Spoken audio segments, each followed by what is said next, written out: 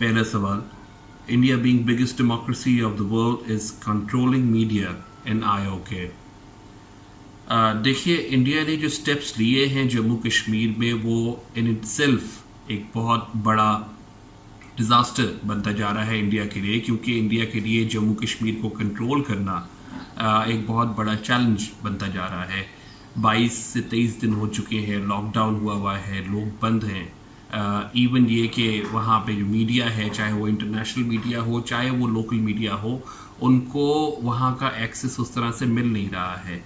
और मीडिया का एक सेक्शन है इंडिया का, हमेशा से ये हिस्ट्री रही है कि मीडिया का एक सेक्शन गवर्नमेंट की पॉलिसीज़ की लाइन लेता है और उसको बहुत खुले तरीके से प्रमोट करता है। लेकिन इंडिया में आज भी एक ऐसा मीडिया है, बहुत सारे हैं इनफैक्ट, जर्नलिस्ट ऐसे हैं जो गए हैं, जो सोशल मीडिया को यूज़ कर रहे हैं और वहाँ की ग्राउंड रियलिटीज़ बता रहे हैं। वहाँ पे गुस्सा मौजूद है, वहाँ लोग बंद हैं, वहाँ लोगों को ह्यूमैनिटेरियन क्राइसिस है, लोगों को अरेस्ट किया जा रहा है, लोगों को अपने प्यारों का मालूम नहीं है। ये सब मामलात वहाँ पे भी शेयर हो रहे हैं। डेली प्रेस क्लब के ऊपर भी कल ही जर्नलिस्ट इकट्ठे हुए थे और उन्होंने भी वहाँ बैठ के प्रोटेस्ट किया गवर्नमेंट पॉलिसीज़ के ख़िलाफ़। तो इंडिया मीडिया को कंट्रोल करने की कोशिश कर रहा है थ्रू रिस्ट्रिक्शंस लगा के उनको कोशिश कर रहा है, और जो कि कभी भी काम नहीं आया, चाहे वो इंडिया हो चाहे पाकिस्तान हो। इसीलिए इंडिया ये कर तो रहा है लेकिन ज़्यादा अरसा नहीं कर पाएगा, क्योंकि अल्टीमेटली उनको कर्फ्यू भी ख़त्म करना है, आहिस्ता आहिस्ता ही सही लेकिन ख़त्म करना है। सारी ज़िंदगी कश्मीर को इस तरह से लॉकडाउन करके नहीं बैठ सकते।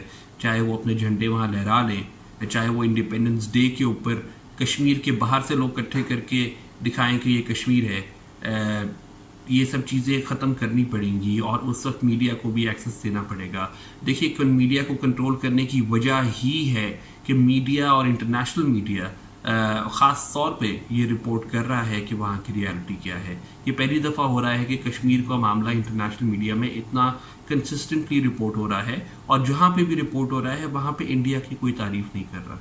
तो ये एक लम्हा फ़िक्रिया इंडिया के लिए ज़रूर है कि जो वो कर रहे हैं ये कब तक करेंगे। उनके पास भी एक कंटिजेंसी प्लान होगा, लेकिन वो कब ख़त्म होगा वो नहीं मालूम। और पूरी दुनिया यही कह रही है कि जिस तरह से ये मेल्टडाउन होता जा रहा है मामला, जिस तरह से कर्फ्यू की सिचुएशन है, जब ये खुलेगा तो शायद ये एक बहुत बड़ा सुनामी बन के इंडिया के सामने आएगा। लोग बाहर निकल रहे हैं, उनको जहां मौका मिलता है एहतजाज करते हैं, और अगर ऐसा हुआ तो आगे चल के भी इंडिया के लिए एक बहुत बड़ा चैलेंज है कश्मीर को मैनेज करना।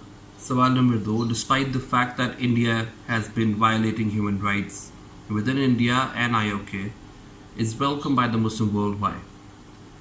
देखिए, आपका सवाल ये उस तरफ रेफर कर रहा है जहाँ पे UAE ने हाईएस्ट सिविलियन अवार्ड दिया है नरेंद्र मोदी को। ये मत भूलिए कि 2007 में जब परवेज़ मुशर्रफ एक मिलिट्री डिक्टेटर पाकिस्तान को टेक ओवर करके बैठे हुए थे, उनको भी UAE ने हाईएस्ट सिविलियन अवार्ड दिया था। तो मुस्लिम वर्ल्ड की वेलकम करने की वजह कश्मीर न था न है। उनकी वेलकम करने की वजह बहुत सारी होती हैं, जो कि आजकल के ताल्लुकात स्ट्रेटिजिक लेवल के ऊपर, इकोनॉमिक बेसिस के ऊपर बने हुए हैं। इंडिया का UAE से बहुत गहरा ताल्लुक है। UAE में बहुत बड़े बिजनेसमैन इंडियन मौजूद हैं जो वहाँ बिज़नेस करते हैं। बहुत बड़ी इनकम उनको वहाँ से इंडिया की तरफ से इंडिया के नेशनल्स की वजह से वहाँ मिलती है। यही वजह है कि UAE ने ना सिर्फ नरेंद्र मोदी को वेलकम किया बल्कि उनको हाईएस्ट सिविलियन अवार्ड भी दिया, और ये मुस्लिम वर्ल्ड आगे भी करेगा, क्योंकि खाली ये मुस्लिम वर्ल्ड तक की बात अब रह नहीं गई है। हम ग्लोबल विलेज के अंदर हैं और इसके अंदर तमाम ममालिक, चाहे वो बॉर्डर शेयर करते हों या ना करते हों, उनके आपस में स्ट्रेटिजिक और इकोनॉमिक रिलेशंस हैं। और इस ऐसे वक्त में ख़ास तौर पे जब इंडिया अपनी कंटेंशन ये दिखाता है कि इंडिया पाकिस्तान के दरमियान का मामला है, कश्मीर को लेके एक बायलैटरल इशू है, इस चीज़ को लेके वो साइड लाइन इसको रख सकते हैं और रख रहे हैं। ये अफसोसनाक ज़रूर है, इमोशनली देखें तो ये अफसोसनाक ज़रूर है, लेकिन ये हकीकत भी है, और ये हकीकत हमें समझनी पड़ेगी कि एक तरफ جہاں ہم مسلم ورلڈ کے اوپر کرٹیسزم کرتے ہیں تو وہاں یہ کرٹیسزم بھی ہمارے اوپر گھوم کے آتا ہے کہ پاکستان بھی چائنا کے ساتھ اکنامک ریلیشن کے اندر بیٹھا ہوا ہے اور اتنا برے طریقے سے یا اتنا سیویئرلی انڈر کنسیڈریشن ہے فرام چائنا، کیونکہ چائنا بہت بڑی انویسٹمنٹ کر رہا ہے، کہ پاکستان کے پرائم منسٹر ایک انٹرنیشنل میڈیا کے سامنے بیٹھ کے یہ کہتے ہیں کہ ان کو یوگر مسلمز جو چائنا میں ڈیٹینشن سینٹرز میں بند ہیں ان کے بارے میں کوئی انفارمیشن نہیں ہے. تو جہاں یہ کرٹیسزم آئے گا کہ مسلم ورلڈ انڈیا کو کیوں ویلکم کر رہا ہے، تو وہاں اس کا کاؤنٹر کرٹیسزم بھی پاکستان کے اوپر گھومتا ہے. اور یہ سگنیفیکنٹ ہے اس چیز کو پروف کرنے کے لیے کہ تمام ممالک چاہے وہ مسلم ہوں یا نان مسلم ہوں، ان کے آپس کے تعلقات اکنامک اور اسٹریٹجک لیول کے اوپر زیادہ ہیں، ایموشنل لیول کے اوپر کم ہیں. تیسرا سوال، what is happen to Muslim امہ اینڈ پین اسلامزم؟ دیکھیے، پین اسلامزم اس دن ختم ہو گیا تھا جس دن فلسطین، Gaza, Iraq, Afghanistan, Syria, Libya, Egypt, ان سب میں انٹرونشنز ہوئیں اور آج تک جو ہے وہ سیٹل نہیں ہو پائے. انٹرنیشنل انٹرونشنز تھی اور مسلم امہ کچھ نہیں کر پائی. مسلم امہ اب صرف ایک نام بن کے رہ گیا ہے اور یہ نام کسی بھی طرح سے کسی کے لیے بھی فائدہ مند نہیں رہا. آئیڈیالوجی ہی بدل گئی ہے، آئیڈیاز بدل گئے ہیں، ایموشنز سائڈ پہ ہو چکے ہیں. آئیڈیالوجیکل ایموشن جو ہے وہ آپ کو آپ کے مذہب کی طرف، آپ کے ایمان کی طرف لے کے ضرور جاتے ہیں، لیکن جب اسٹریٹجک اور اکنامک انٹرسٹ آ جائیں تو شاید ان معاملات کو پیچھے رکھنا پڑتا ہے. اگر مسلم امہ اور پین اسلامزم اتنی ہی فعال ہوتی تو آج فلسطین کا مسئلہ حل ہو چکا ہوتا، آج سیریا میں وہ حالات نہ ہوتے، آج کیمیکل بامبنگ نہ ہوتی، آج پاکستان میں کلسٹر بامبنگ نہ گرتے، افغانستان میں ہائیسٹ کیجولیٹی نمبرز نہ ہوتے. بہت سارے ایسے معاملات ہیں مسلم امہ کے جو آج بھی وہیں کے وہیں ہیں، اور مسلم امہ صرف ایک مسلم امہ ہی بن کے رہ گئی ہے. Organization of Islamic coordination OIC کیا کر لیا اس نے؟ کتنے اسٹیٹمنٹس اس نے دے دی فلسطین کے اوپر؟ کوئی اثر پڑا؟ تو جب جس چیز کی اثر نہیں نظر آ جائے کہ اس کی کوئی ویلیو نہیں رہی ہے، اس چیز کو پھر لوگ اتنا کنسیڈر نہیں کرتے، وہ irrelevant ہو جاتی ہے. تو آج کے دور میں مسلم امہ اور پین اسلامزم تقریباً irrelevant ہو چکا ہے. آخری سوال، what cards can Pakistan play to serve her stance on IOK before the world؟ دیکھیے، پاکستان اس وقت جو کر رہا ہے، پرائم منسٹر عمران خان ہو یا چاہے ریلوے منسٹر شیخ رشید ہوں، چاہے president of Pakistan doctor Arif Alvi ہو یا چاہے کوئی اور منسٹر ہو، پاکستان اس وقت جو پوزیشن ڈپلومیٹکلی لینے کی کوشش کر رہا ہے اور جن پوائنٹرز کے اوپر کر رہا ہے، وہ پوائنٹرز پاکستان کے فائدے میں نہیں جائیں گے. پاکستان ایموشنلی بات کر رہا ہے. کل پرائم منسٹر عمران خان نے کہا کہ اگر نیوکلیئر وار ہوتی ہے تو دنیا رسپانسبل ہوگی. یہ پوائنٹر لے کے آپ انٹرنیشنل کمیونٹی یا دنیا کو اپنی طرف راغب نہیں کر پائیں گے، کیونکہ یہ تقریباً ایک طرح کی تھریٹ ہے کہ اگر انٹرنیشنل کمیونٹی انٹروین نہیں کرے گی تو ایک جنگ ہو جائے گی اور اس جنگ کی ذمہ داری بھی دنیا کی ہوگی. ایک اس مسئلے کے اوپر جو پاکستان جو یہ کل عمران خان کہہ رہے تھے کہ یہ انٹرنیشنلائز کرنے میں پاکستان کا کام ہے، پاکستان یہ بھول رہا ہے کہ انٹرنیشنل میڈیا اور انٹرنیشنل کمیونٹی کس پوائنٹر کو لے کے کشمیر کے اوپر بات کر رہی ہے.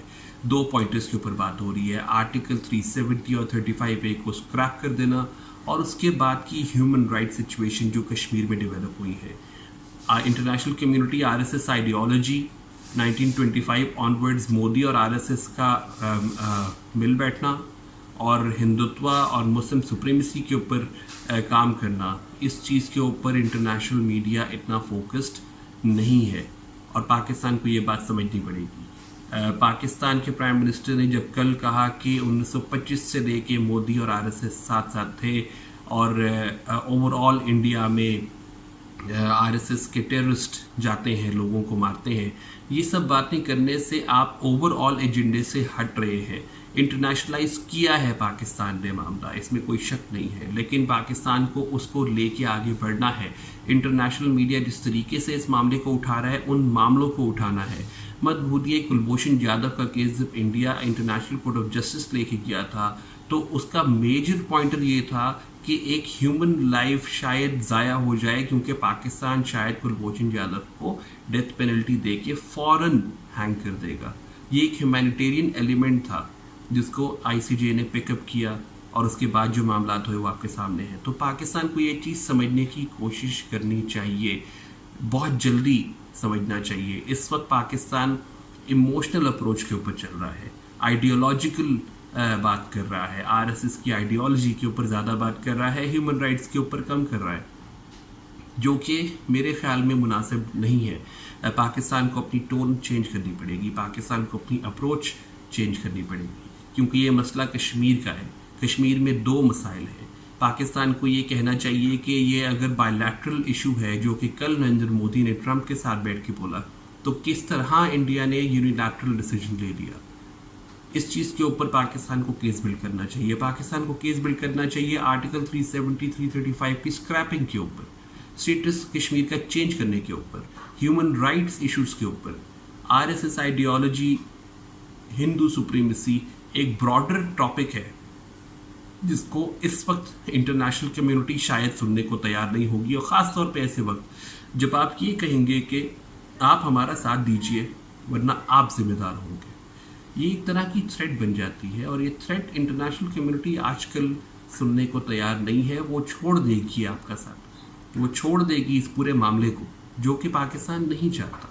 तो पाकिस्तान को अपनी टोन, अपनी अप्रोच चेंज करने की ज़रूरत है, मामला इंटरनेशनलाइज करने की बेहतर तरीके से ज़रूरत है, वरना ये मामला बहुत तेज़ी से आपके हाथ से निकल जाएगा। कल आपने एटीट्यूड शिफ्ट देखा डोनाल्ड ट्रंप का, कहाँ इमरान खान के साथ बैठ के उन्होंने कुछ और कहा था कि वो मीडिएट करवाएंगे, करवाने की कोशिश भी कर रहे थे। एक बात नरेंद्र मोदी की और उन्होंने कहा कोई प्रॉब्लम ही नहीं है, ये इंडिया पाकिस्तान देख लेंगे मामला।